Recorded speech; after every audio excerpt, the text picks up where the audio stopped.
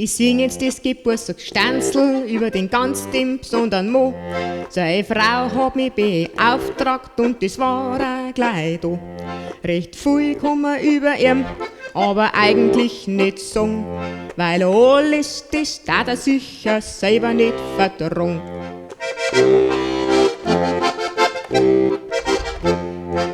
Er war allweil so, dass nie was braucht hat und so soll er auch bleiben.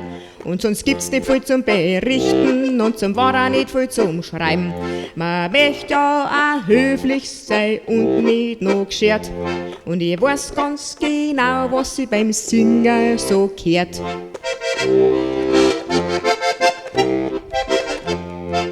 Er ist allerweil so dasselbe, was soll man da voll sagen?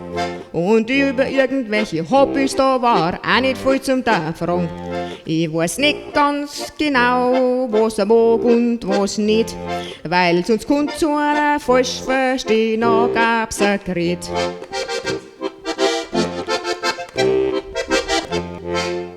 Er ist halt allweil so gewesen, wie soll man das sonst sagen? Das ist schon recht viel auf ein nüchterner Mann.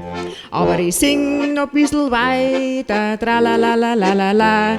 Das ist allweil noch viel gescheiter als wie bloß bla bla bla.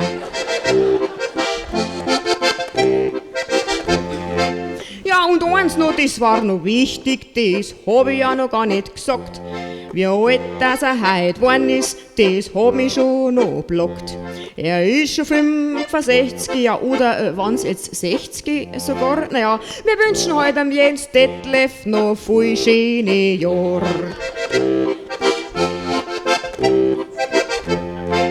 Ja, das ist mir jetzt aber schon fast peinlich. Sonst weiß man doch das ganz genau.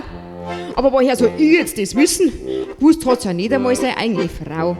Wer hat's über den Jens Detlef zum Singen nicht gegeben? Was muss der arme Mo sich denken? Ja, war jetzt das sein ganzes Leben?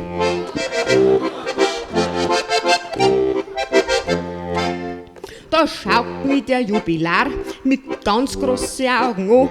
Dann steht er auf und er streckt sich, dass er besser mit mir reden kann. Und dann sagt er ziemlich garstig, er hätte einen ganz anderen Namen. Geh, ich bin vielleicht nicht der Jens Detlef, ich bin vielleicht der Dammer.